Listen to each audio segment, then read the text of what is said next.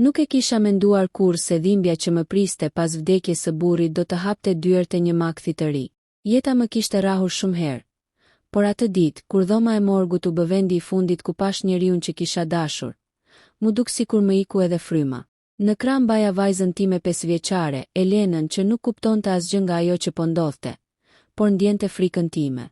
Ndjente dridhjen e duarve të mia kur e shtrëngoja fort. Vjehri im, Rami, ishte njeri i ashpër, me sytë e errët dhe me një zë që dukej sikur thyente çdo dritare të shpirtit tim sa herë fliste. Për vite të tëra kishte pasur një marrëdhënie të ngrirë me të birin, burrin tim, për arsye që asnjëherë nuk ja tregoi askujt. Unë e kisha ruajtur respektin ndaj tij, por pas vdekjes së burrit, Rami filloi të sillej sikur e gjithë bota ishte faji im, sikur unë ja kisha marrë djalin, sikur unë i kisha vjedhur lumturinë. Natën e varrimit, kur të gjithë u larguan, vetëm zëri i tij kumbonte si një mallkim, ndërsa shikimi i tij nuk ndahej nga Elena. Ishte një shikim që më trazonte, jo prej adhurimi, por prej fiksimi. Nuk e harroj kur atë çast kur u afrua pranë nesh, e vështroi vajzën gjatë dhe më tha një fjalë që më ngriti gjakun në vend. Kjo është e vetmja gjë që më ka mbetur nga djali im. Në atë moment mendova se ishte thjesht dhimbje e një babai që humbi djalin.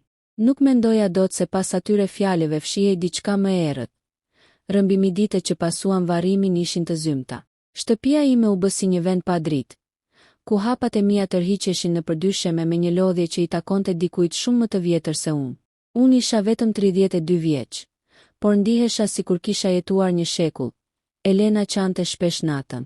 Më pyeste pse babi nuk kthehej, pse gjyshi bërtiste aq shumë, pse nuk mund të shkonim më në park.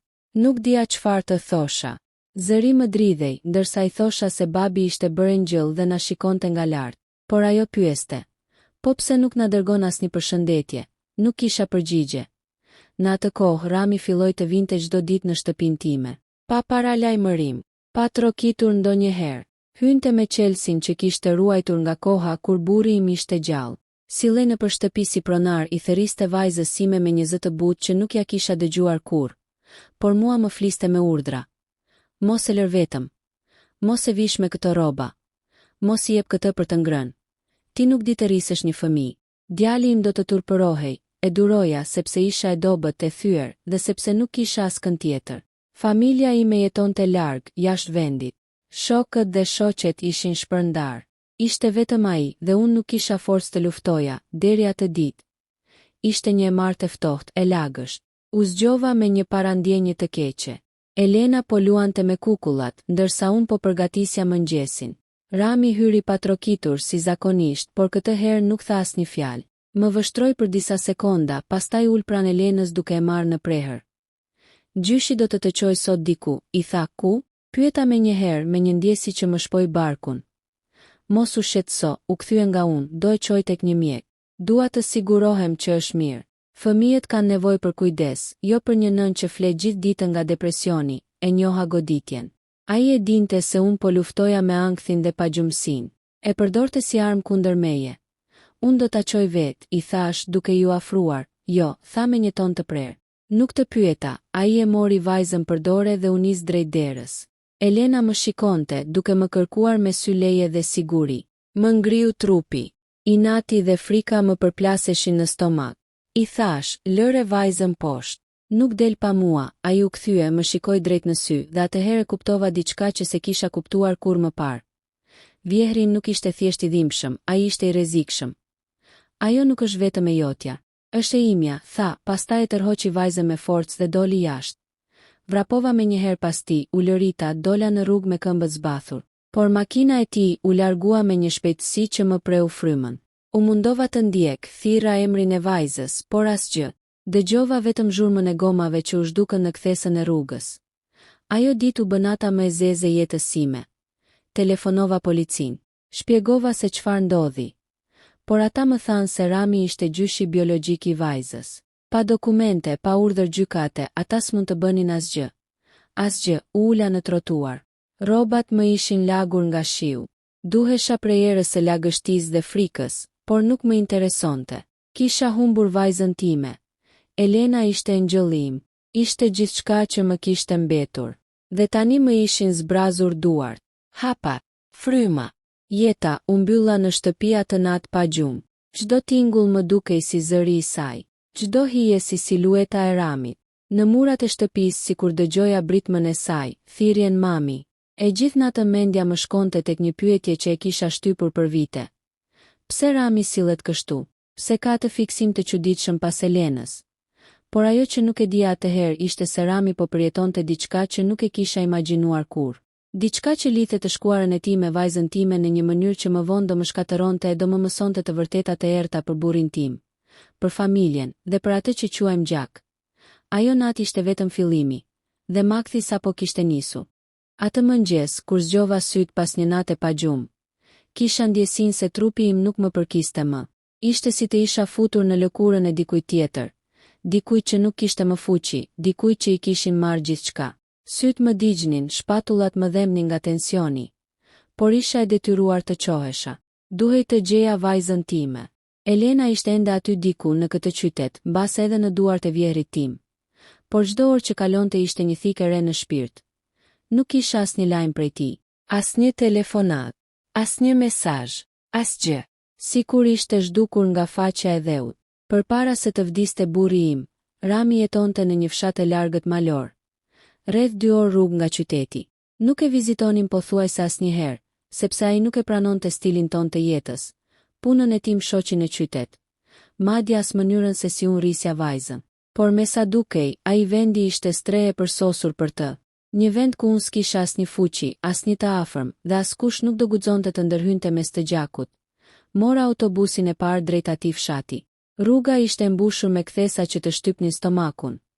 Por unë nuk e ndjeja as të përzierat, as rrugën e gjatë. Mendja ime shihte vetëm Elenën, sytë e saj të mëdhenj, duart e vogla që më kapnin fort çdo mëngjes kur zgjohej. Ajo duhej të ishte duke qarë tani. Duhej të ishte e frikësuar, mbase edhe e uritur. Kjo më shkatëronte. Kur zbrita në fshat, era e dimrit më përplasi në fytyrë. Rrugët ishin të ngushta, të mbushura me balë, dhe shtëpit dukej sikur rrinin një hap larg shembjes. E dija shtëpinë e Ramit. Ishte në majtë një kodre, e rrethuar nga një mur i vjetër guri dhe një portë hekurje ndryshkur. Kur u afrova, pash dritën e një llambadari të varur mbi verandë. Zemra më rrihte shpërthyeshëm. E shtyva portën, e cila gërvishti tokën me një tingull të rënd. Unë gjita shkallët e gurt duke thirrur.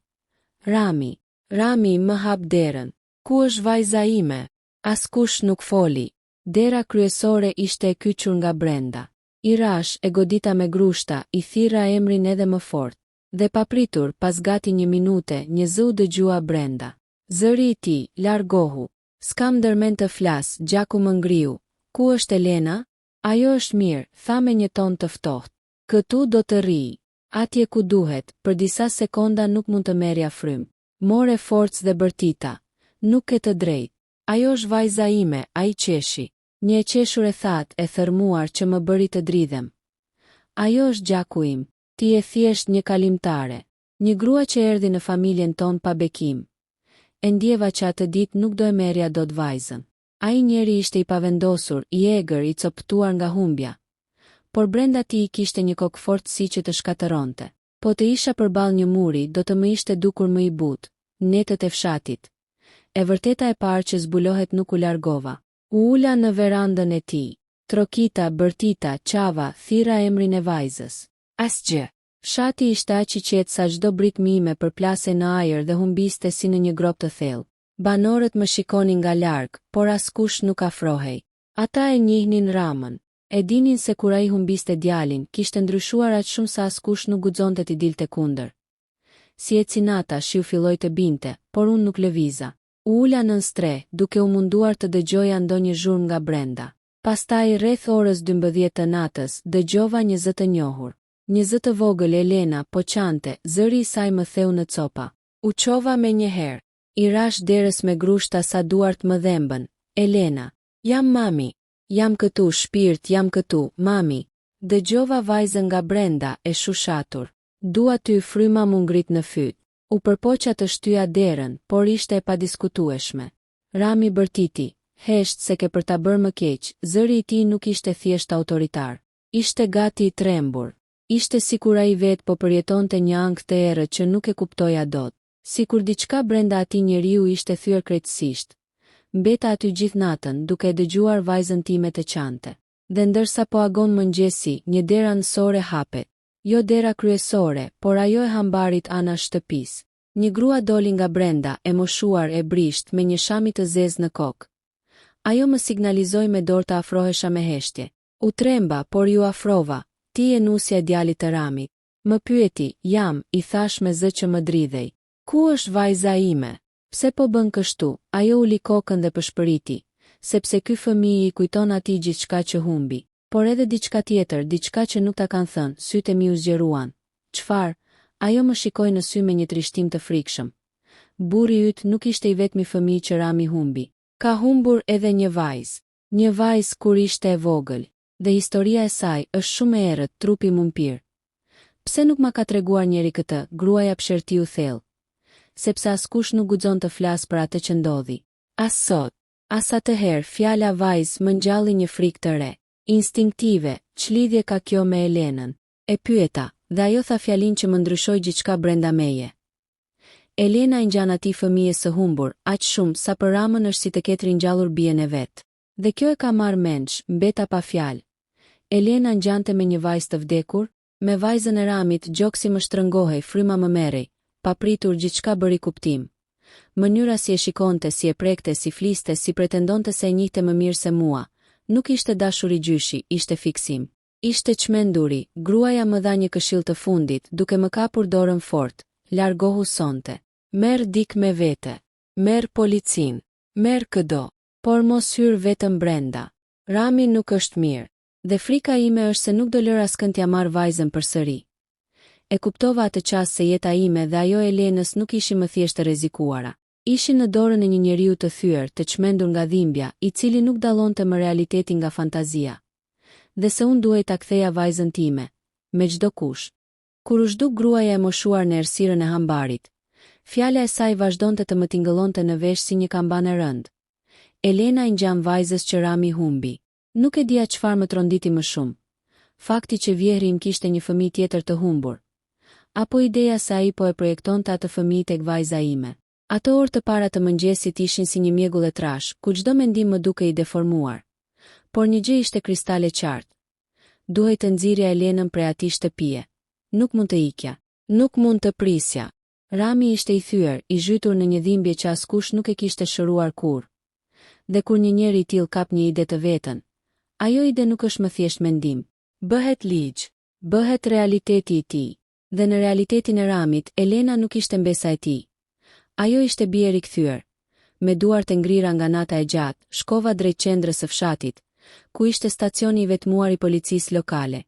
Një ndërtesë e vogël me një dritë të zbehtë që hynte nga një dritare e plasaritur.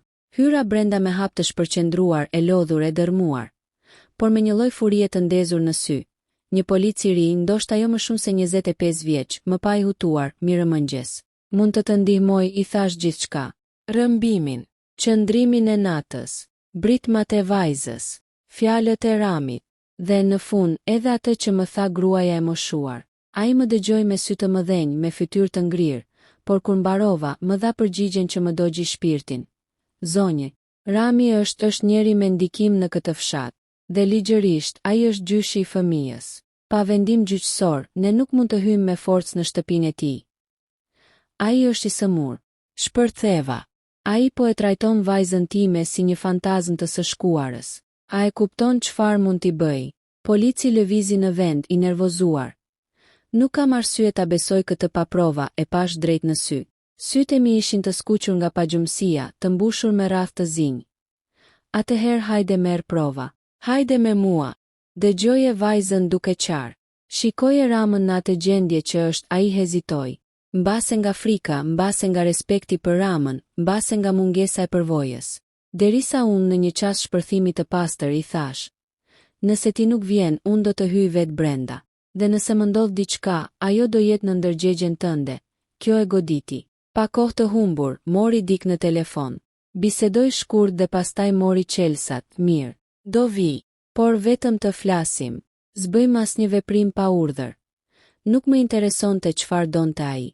Mjafton të vinte. Përballja kur u rikthyem tek shtëpia e Ramit. Dielli i parë i ditës po ngjitej ngadalë mbi majat e maleve. Fshati ishte ende në heshtje, si kur të kishte marrë frymë në gjumë. Shtëpia, ajo shtëpi e madhe Guri, duke edhe më erët në dritën e mëngjesit, i trokitëm derës. Nuk pati përgjigje. Polici trokiti më fort duke thirrur, "Zoti Rami, hapni derën. Duam të flasim, asnjë zë." Asnjë hap, për pak qaste mendova se ai kishte ikur me vajzën time. Një panic i ftohtë më pushtoi, por papritur u dëgjua tingulli një qelësi. Dera u hap ngadalë dhe në prag qëndroi Rami. Ai duke i ndryshuar nga një natë më parë. Syti kishte të skuqur, fytyrën e mbuluar me rrudha të thella. Kishte pamje të dikujt që nuk kishte fjetur as pak, por ajo që më goditi ishte diçka tjetër. Një lloj qetësie rreme e frikshme. "Çfarë doni?" pyeti ai me një ton të ngurtë. Polici u përpoq të ishte i qetë. "Zoti Rami, nëna e vajzës është e shqetësuar për gjendjen e saj. Duam të sigurohemi që fëmia është mirë." Ai ngriti vetullën. "Fëmia është shumë mirë. Më mirë se me të ëmën." Ndjeva gjakun të ngjitej në kokë. "Ku është Elena?" Bërtita, Rami më pa drejt dhe një buzëqeshje e ftohtë ju shfaq në fytyrë. "Po fle." Si çdo fëmijë që ndihet i sigurt pranë njeriu që e do polici ndërhyri. "A mund ta shohim?" Vetëm për të qetësuar situatën. Rami i hodhi një vështrim të gjatë, sikur po e vlerësonte nëse kishte forcë të hynte brenda paleje. Pastaj, papritur, u kthye dhe u shtytutje në korridor. "Mirë, por vetëm ti," i tha policit. "Ajo më tregoi mua me gisht, nuk hyn dot brenda shtëpisë sime." Më therën ato fjalë. Polici më pa me një shikim që më thoshte prit pak, dhe hyri brenda. Dera u mbyll pas tyre. Unë mbeta jashtë me dhimbje në gjoks dhe duar që më dridheshin. Minuta të gjata kaluan. Minuta që mu duken si orë të tëra, dhe pastaj një zhurmë. Një goditje e fortë, hapeni derën. "Bërtita, çfarë po ndodh?" E godita derën me grushta, e shtyva, u përpoqa ta hapja me çdo forcë që kisha. Dhe papritur, dera u hap me forcë. Polici doli i zbehtë në fytyrë. "Ajo është e mirë," tha. "Po fle." "Por u ndal, por çfarë?" thash gati duke e kapur prej krahu. Ai u përtyp me vështirësi. Dhoma ishte mbushur me foto të një vajze tjetër. Me qindra foto. Dhe Elena ishte shtrirë në shtratin e saj, sikur të ishte e njëjta fëmijë. Fryma u ndërpre. "Çfarë?" Mendoj se Rami nuk i dallon më. Ai e beson vërtet se ajo është vajza e tij. E humbura, sytë më mbushën me lot. Gjunjët nuk më mbanin më. Polici më mbajti për krahu. Duhet marrë me mençuri kjo situatë. Nëse i irritojmë mund të rrezikoj fëmijën. Por ndërsa i fliste, u dëgjua zëri i Ramit nga brenda. "Ajo e këikën. Nuk do ta marrësh. Nuk do të humb vajzën përsëri." Ai zë nuk ishte thjesht i egër. Ishte i dëshpëruar. I qarë më dysh. Dhe atëhere kuptova me një qartësi të frikshme. Ky njeri është gati të bëjë gjithçka për të mos më kthyer vajzën. Edhe gjën më ekstreme, polici më tërhoqi më njan. "Duhet të largohemi tani. Duhet të kërkojmë ndihmë. Forca të tjera." Kjo është shumë më rëndë se një konflikt familjar. Por unë e dija diçka që ai nuk e dinte. Nëse largohesha, Rami do e mbyllte vajzën brenda. Do e fshihte. Dhe askush nuk do ta gjente më. Dhe në atë qast, tek dera e hapur, pash sytë e Elenës që dilnin pak pas qoshjes së korridorit. Sytë e saj të njohur, të friksuar, dhe buzët e saj të vogla lëvizën pa zë. Mami nuk ishte largim më, nuk ishte pritje, nuk ishte më kohë. Duhej të hyja, duhej ta merja tani, edhe nëse do më kushtonte gjithçka. Dita e fundit që do të më lidhte me atë shtëpi të mallkuar erdhi pa pritur.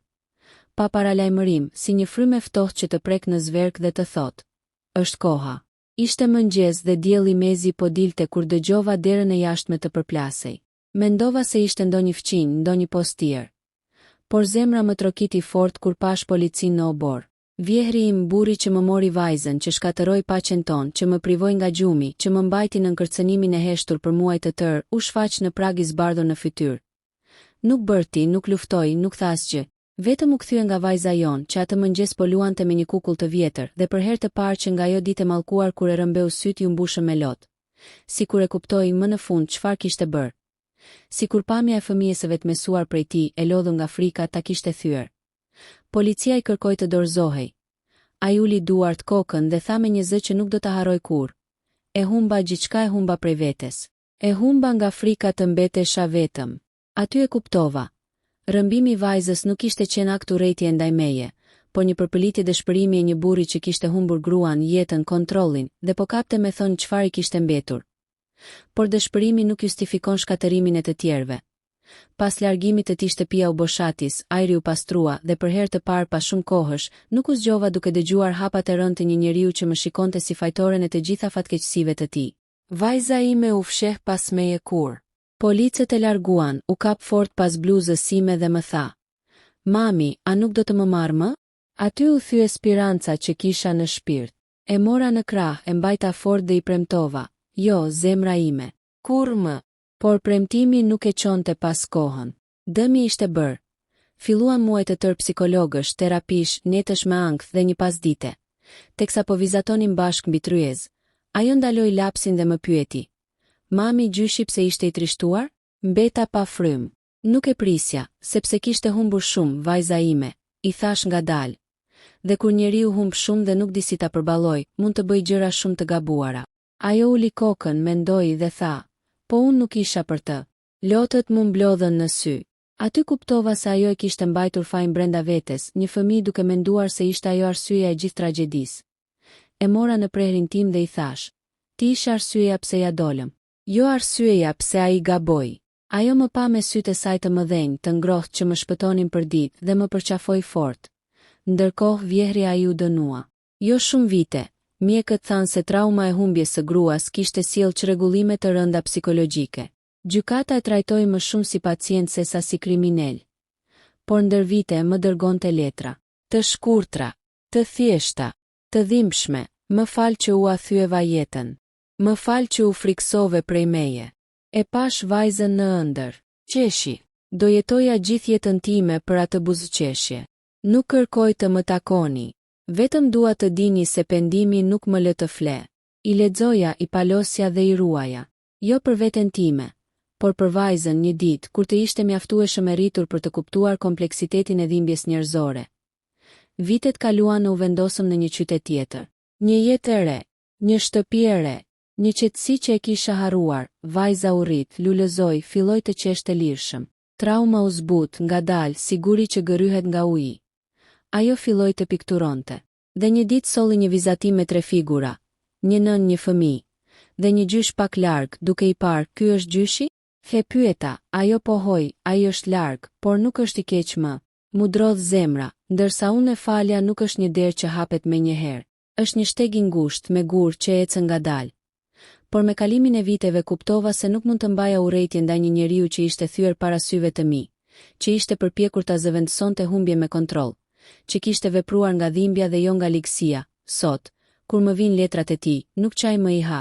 I lexoj, i palos, sepse pavarësisht gjithçkaje, ai ishte babai i burrit tim të ndjer, dhe dikur kishte qenë një njeri i mirë që jeta e kishte mbytur. Fundi i vërtetë një ditë, shumë vite më vonë, erdhi një letër e fundit.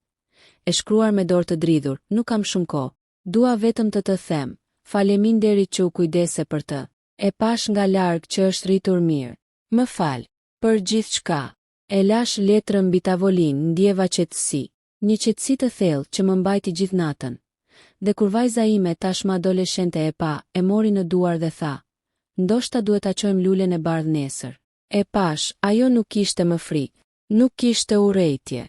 Vetëm dhembshuri. Aty e kuptova, ne të dyja kishim fituar.